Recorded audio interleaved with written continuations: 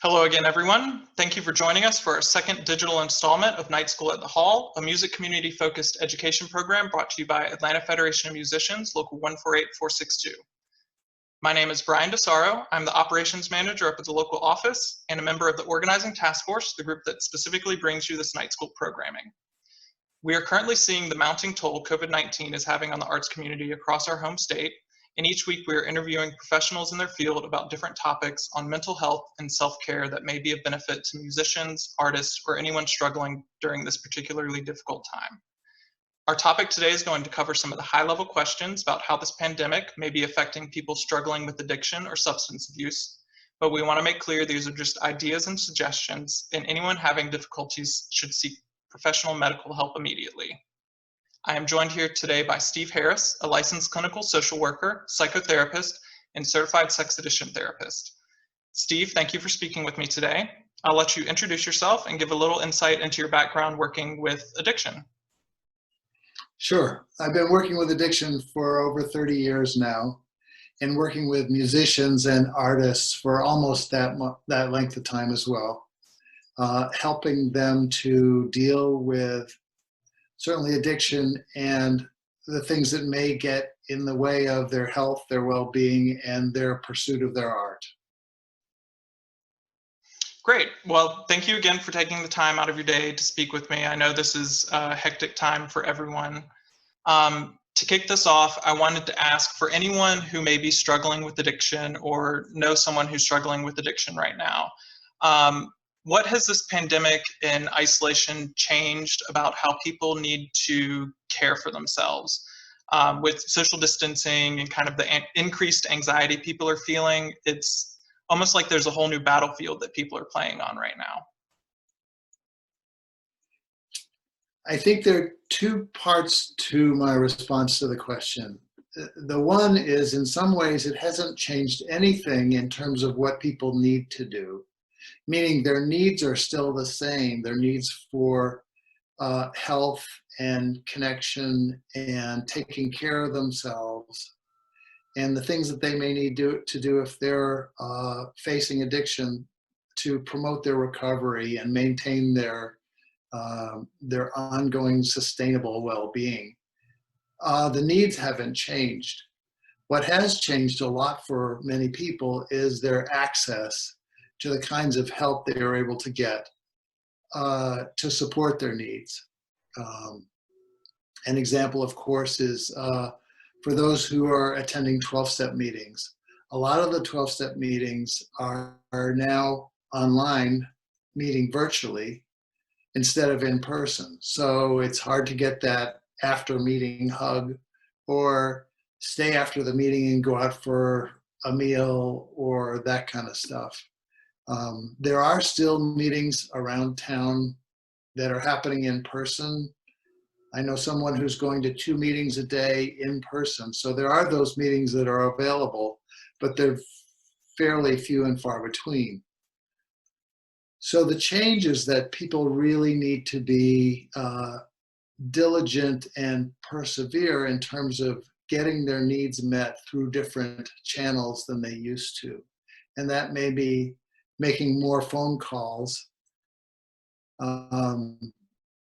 going to virtual meetings, staying in touch with a sponsor if you have one, doing step work, doing all the self-care things, some of which used to come almost automatically in contact with other people. But in the absence of that availability, people need to really be on top of their game in terms of taking care of themselves. If one of the best things you can do to maintain your physiological resilience to COVID-19 is to do the things that you need to do in your routine to take care of yourself, take care of your own well-being. And so the better you are, the more resilient you're going to be. And with that, you know, with some of these changing circumstances, people may not be able to, you know, get some of the resources they've had for their addiction issues that they've traditionally been available to. And I know that can trigger some separate issues or bring up other addicting qualities. So if you have more than one addiction, how can these circumstances kind of be triggering other issues for you? Right. Well, there is a piece of research that says that the number of people who have only one addiction is about 16%, which means that of people facing addiction are facing more than one addiction, and that may be food or exercise or work or sex or internet or any of those other things in addition to substance abuse. So it's really important that people maintain a broad scope in terms of their self-care and their recovery. You know, the 12-step people with in all your affairs, meaning practice health and wellness throughout your life, not just around being abstinent from chemicals. And I think there's a difference between abstinence and recovery. Abstinence being not doing the acting out with the substance or behavior, recovery being, in addition to that, promoting health and wellness, even possibly thriving where you can. So not just having the willpower to abstain, but still having the practice to promote healthy lifestyle and Yeah, and that's where I think creative people have an edge over some others at times, is if we imagine that there are 3 levels of living, that there's surviving, living, and thriving. Each level has its own skill set. So surviving is how to get through the day without getting killed.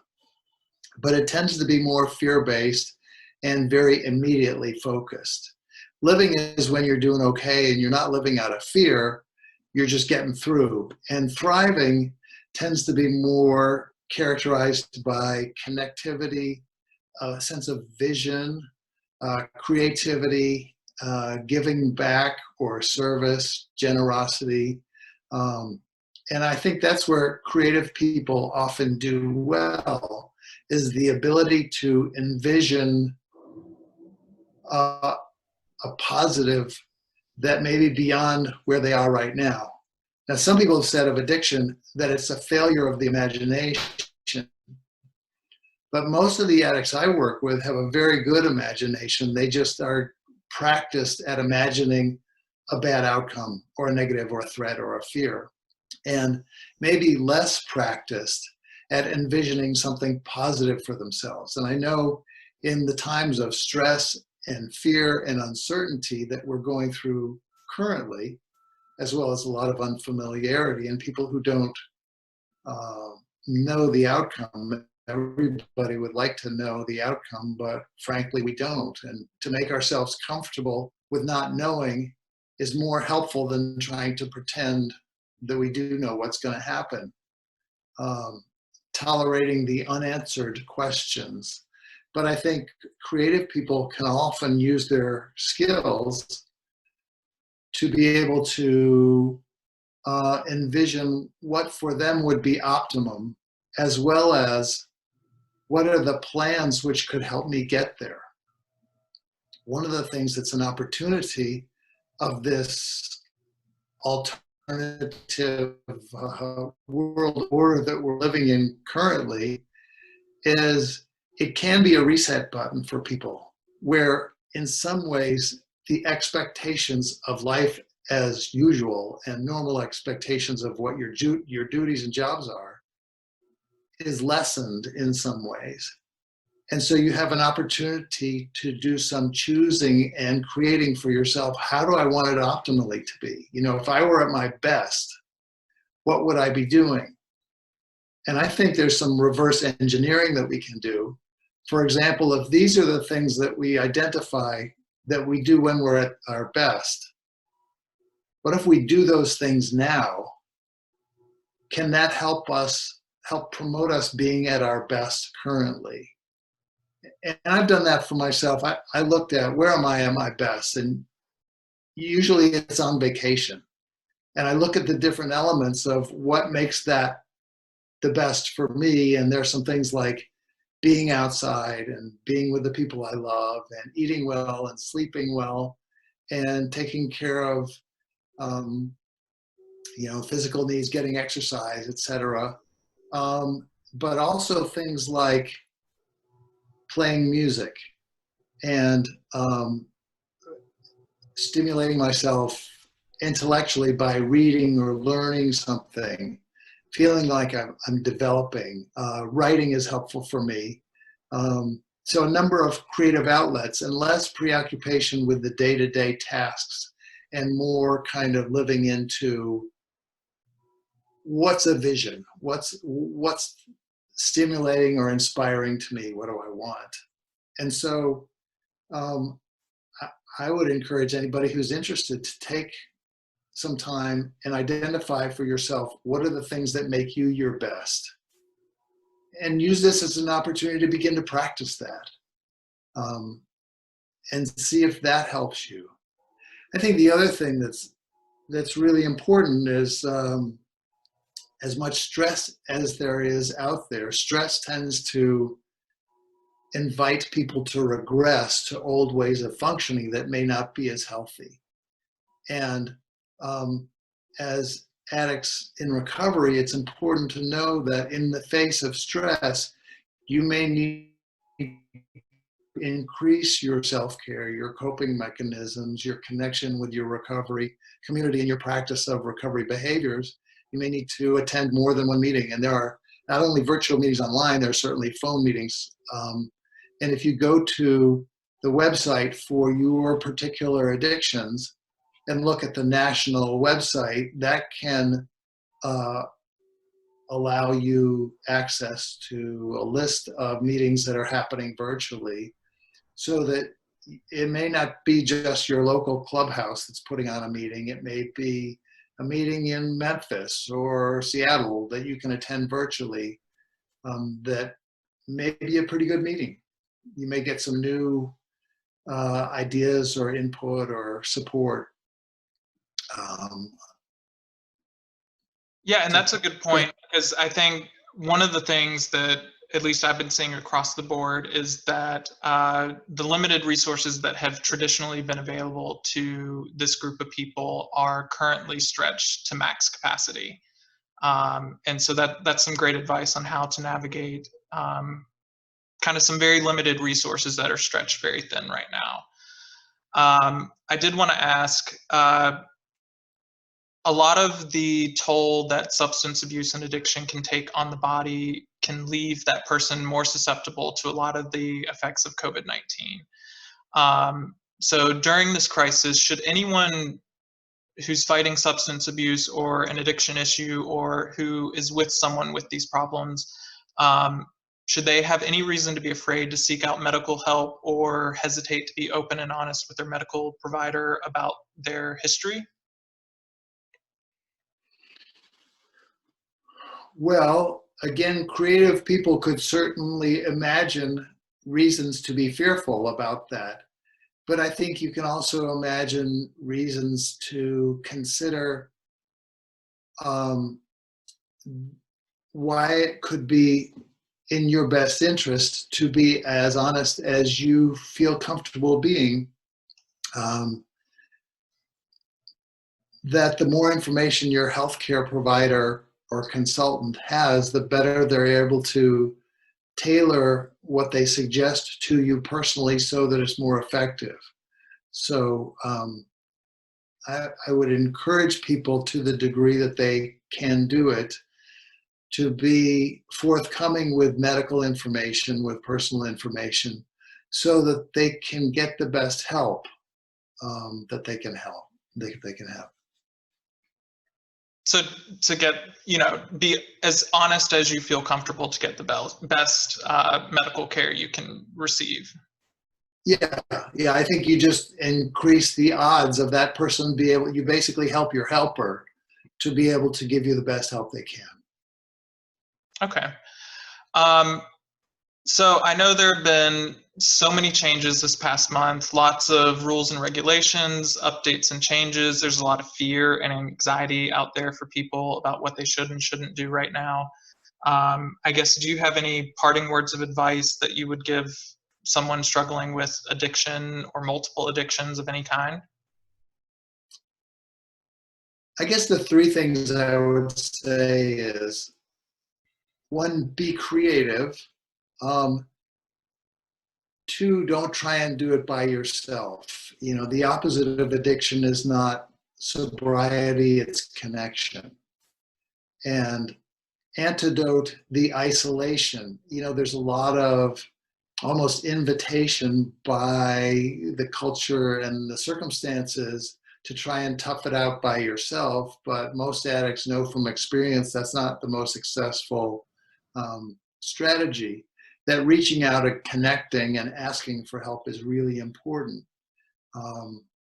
So you actually promote your resilience you strengthen your resilience by connection with other people, good, healthy connection. And so, you know, the first thing would be creative. The second would be connected. And the third is to ask for help. The three worst words you want to hear from an addict is, "I got this by myself." And the three best words you want to hear is, "Please help me." You know, somebody asking for help so that you can, you know, have the strength of you plus others, which is always more than what you can do by yourself. Yeah, I think that's definitely some great advice that will resonate, you know, throughout our arts community right now. Um, well, Steve, I think that's all the time we have for today, but I want to thank you again for being here. If someone wanted to know more about you, your background, or your services, where would you advise them to turn? They could look online, www.atlantapsychotherapy.com, or if you look up Steve Harris, you're likely to get the bass player for Iron Maiden. He has a few more hits than I do,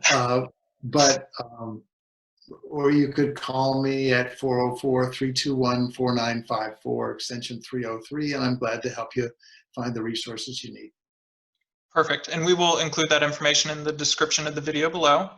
I think that wraps it up for today's digital edition of Night School at the Hall, focused specifically on addiction. Every Wednesday, we'll be releasing these videos touching on some aspect of mental health and self-care during this pandemic. We encourage all of our viewers to share these videos with anyone they think might benefit from the content. We would also like to remind everyone to follow all recommended CDC health and safety guidelines for their physical safety, but also take the time every day to remember that your mental health is just as important. Together, we'll get through this as a community. I think, as Steve mentioned, we are all in this together. Thank you again for being here, Steve, and thank you for watching. Tune in next week for our next digital edition of Night School at the Hall. Thanks. Thank you.